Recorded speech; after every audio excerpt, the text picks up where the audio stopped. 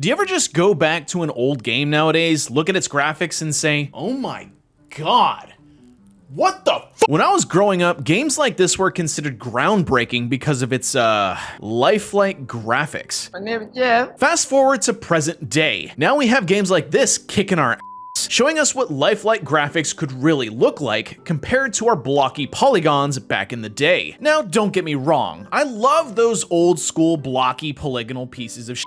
I am basically the equivalent of a boomer when it comes to games. Just look at my channel for reference. My main point here is that there is a lot of love and nostalgia for those retro games we used to play back in the early 2000s that don't necessarily look the best anymore. Enter Project Gorgon, a sandbox fantasy MMORPG that literally capitalizes on everything retro. Obviously, I've covered more than a few retro MMORPGs on the channel. Titles like RuneScape, MapleStory, City of Heroes, Final Fantasy XI, and I could go on. Project Gorgon fits with those classic titles, and based on how it looks, it basically looks like it was released back in the early 2000s. I mean, look at these beautiful graphics. Damn, you're ugly. Project Gorgon isn't trying to be a fancy new shiny waifu simulator like those newer games. Do not come. Do not come. I'm gonna come. No, it knows exactly what it is, and I definitely respect it for sticking to its roots. It's not going to appeal to everyone. That said, I ended up putting around 60 hours into the game over the course of a week or so, experiencing its various forms of content, community, and features it had to offer. Of course, if you are watching this video, you are here to listen to my opinions on the time I had with Project Gorgon, and is it worth diving into? Without further delay, it's time to talk about the retro sandbox PvE MMORPG, Project Gorgon.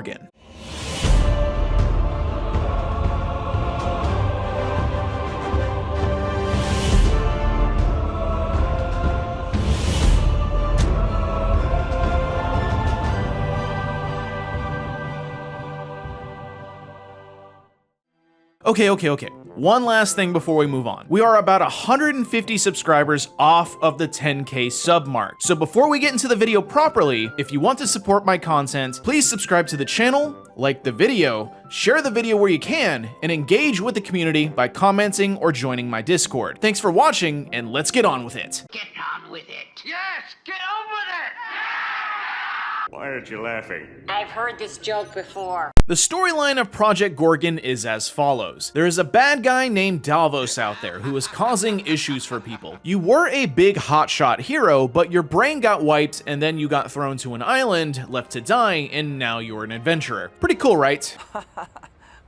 What a story, Mark. Okay, to be fair, there is a lot more to the story. Like, a whole lot more. But the game presents the story to you only if you care to actually pick up on it. Things like reading lore books, paying attention to NPC dialogue, and discovering these details yourself is how the game presents it to you. It's there for you to discover, only if you wish to learn about it. Otherwise, for the most part, you make your own story, which is 100% intended as the developers want every player to become invested in the world of Project Gorgon. Exploration and discovery is a main theme for the game. Players are encouraged to go out into the wilderness and adventure, or even better yet, grab a friend or two and adventure with them. Come on, grab your friends, we'll go to very distant lands. Areas are vast and open with various secrets to find and interact with. Now granted, there is also a lot of dead space in the world maps where you will go spans of time just running into methodically placed enemies, so you never go long stretches without running into something to interact with, but it's always just something like an enemy to fight. There are secrets to find like entrances to dungeons or puzzles to solve though. I do wish it was fully sandbox. Technically each map is separated by a loading screen, and reaching the end of each map will block you with an invisible wall, which is a bit disappointing. Besides exploration, the game also has other features to experience. Things like a vast intricate skill system, social features that encourage interaction between the community of players, customizable combat builds, and various PvE content to experience like world bosses and dungeons. That skill system though,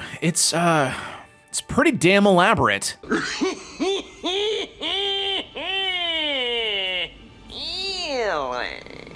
The game nearly sports 100 different and unique skills to learn and level up. Insane, I know, but yes, legitimately, there is nearly 100 skills in the game. Imagine if RuneScape had that many skills to grind. We'd all be losing our freaking minds. Skills in Project Gorgon, though, aren't nearly as in-depth as they are in its competitors. For instance, fishing is barely fishing. You literally walk up to a quote-unquote fish and just grab it with your hands. No fishing rod, baits, or nets needed. Just hop in the water and get it, because that's how fishing works. I don't think that's true.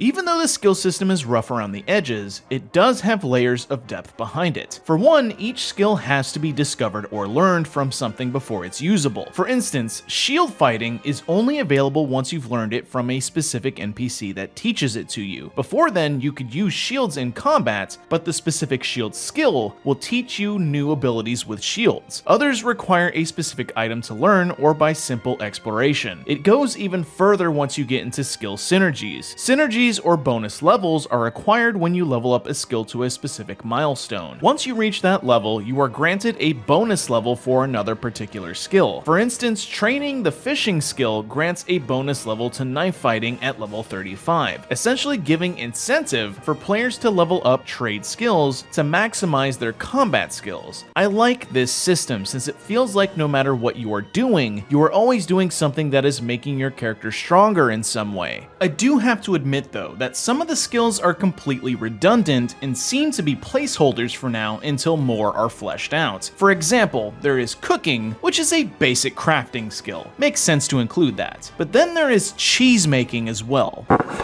What? Which I guess is different enough to cooking. It's just weird that it has its own skill. Then there is sushi preparation. That one you can't convince me couldn't have just been rolled into cooking. And yes, I am completely aware of the sushi pun. Hell yes. Either way you look at it though, the skill system is one of Project Gorgon's defining features. Other activities would include dungeons, quests, and the NPC favor system. Dungeons work similar to Elder Scrolls Online since they are not instanced. You can actually expect to potentially run into other players and maybe group up with them. This makes dungeon crawling feel a little less lonely, but obviously the trade-off is that you may end up competing with another player for XP in the dungeon, depending on what you're both doing. This isn't usually a big issue though, since Project Gorgon's community is incredibly welcoming. Quests work like any other MMORPG, except for the big exclamation point above an NPC's head to indicate that they have a quest. No, Project Gorgon wants you to speak to each NPC you come across and see if they have a quest rather than be notified by something like an exclamation point. Most quests are your standard fare though. Go kill X number of monsters, collect Y number of items, or walk to Z location. Sometimes there is a bit of puzzle solving involved, like having to answer a riddle or pay attention to information that was given to you in a previous area, but those aren't too common. There is PvP in Project Gorgon, but what's the best way I can put this? I'm broke! Yeah, PvP in Project Gorgon, like a lot of other MMORPGs, is not really a focus of the development team. Community members have essentially explained to me that while sure, you can PvP and have fun with it, there are tons of abilities in the game that are not even remotely balanced, leading to certain builds that can just straight up one-shot you. And that's technically made that way on purpose. I think that's a bit of a missed opportunity though. I have a strong opinion that each MMORPG should at least try to have somewhat fun, balanced PvP for players who crave that sort of gameplay. But alas, many games choose to ignore that gameplay option. So that's essentially the basics of Project Gorgon's gameplay. Most of the time will be spent grinding skills, running dungeons, and daily quests. But another aspect of the game that keeps players interested is the varied community events. Each week has some sort of event that the community takes part in, and they are incredibly unique and funny. Here I was a part of a poetry event where players literally wrote poems that the community could rate to increase their poetry appreciation skill. I admit, it's basically nothing gameplay-wise, but look at all these people. This is a perfect way to have your community engage with each other and create memorable gameplay experiences. Everyone was just shooting the in chat, making jokes, talking to each other, and just hanging out. I admit, I haven't really seen that too often in most modern MMORPGs, since those games are all about getting to endgame and pushing through that gear grind. Next, let's talk about Project Gorgon's monetization. Ah boy, here we go. No, it's actually not all that bad, but it does have a barrier to entry. Technically, Project Gorgon is a buy-to-play game, with it having an upfront cost of $40. Unfortunately, $40 is a lot to ask for an early access, rough around the edges MMORPG. The game has essentially been in a early access test phase for years now, so there isn't really a defined timeline of when the game will fully release and be complete. But unlike Kickstarter MMORPGs that promise a released game at some point in the future, you can actually play Project Gorgon right now. There is also a free-to-play demo version available that lets you try the game's early area up to a certain point. Further monetization includes a VIP membership option for $12 a month. You'll get some extra perks like more inventory space, more character slots, more bank space, a unique skill only available to members, and more. Nothing can truly be defined as pay to win in my opinion. Where it gets a little dicey, however, is the Project Gorgon online shop. Here you can buy bigger packages of VIP time with some additional perks. The packages start from $50, with a package being up to $500. Remember though, these packages do include membership time, which is fine, and items that you can just earn in-game without having to purchase these, except for some of the cosmetic goodies. These packages are really meant to just support the game further optionally if you chose to purchase additional items. The last thing to cover would probably just be the incredibly welcoming community and the game's overall feel. The community is always grouping up and offering services to new players. Whether it's to answer questions or even help a newbie out, you can count on the community to welcome you with open arms. The game in general though does have some drawbacks that I'm sure you've notated along in the video. First is the graphics. They aren't the best, but I personally have the mentality that graphics don't make the game. The gameplay does. The game's atmosphere could also use a bit of tweaking in general. Most of the time you are playing, there isn't much in terms of sound design. Actual musical tracks are few and far between, as most areas will only have an ambient tune to listen to. The swinging of your sword, twang of your bow, or crunch of a punch doesn't give much of an impact as you'd hope they would either. So this is definitely something I hope they improve as development comes along. And that's kind of the main drawback here that I want to transition to. The game absolutely feels like you are playing something in development. Animations, skill features, music, and graphics, they all have an alpha beta look to it, and while sure, it's playable and at most times it is fun, it's not what everyone is going to want to play. I can see where that look will turn people off, as I would assume most out there want to play a more polished product. But if you can look past Project Gorgon's glaring problems and unpolished nature, there is a great game here. It just might not be the best it can be yet. Let's get to my overall thoughts.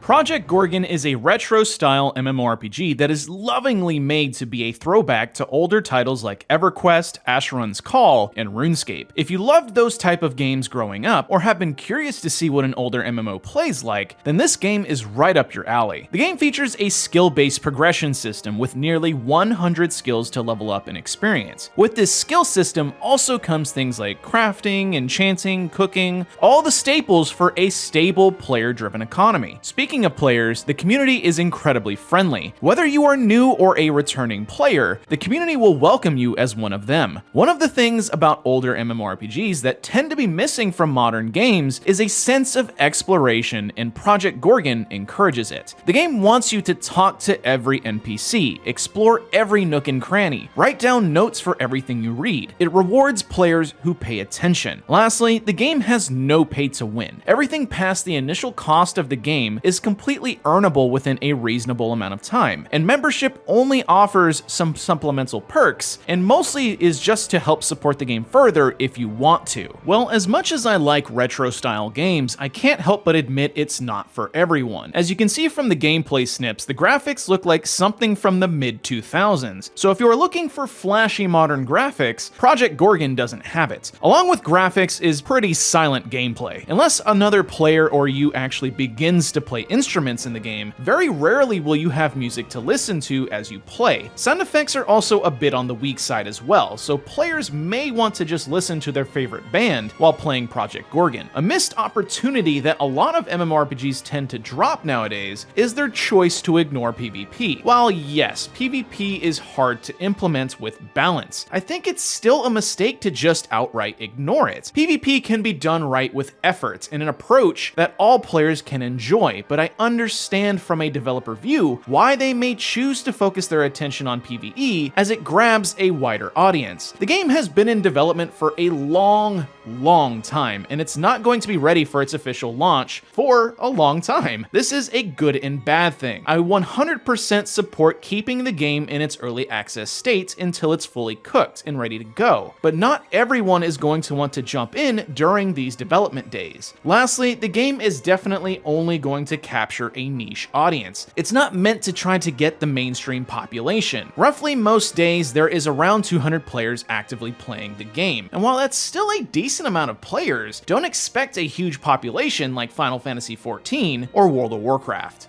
And well, that is my thoughts on Project Gorgon. Another MMO on the channel covered, which means another one will get covered at some point. Anyways, if you like this video, please hit that like button. Help me hit 10,000 subscribers by subscribing to the channel to support my content, follow me on my social media, and leave a comment down below in discussion about Project Gorgon. In the meantime, I'm going to decide what game to cover next. See you in the next video.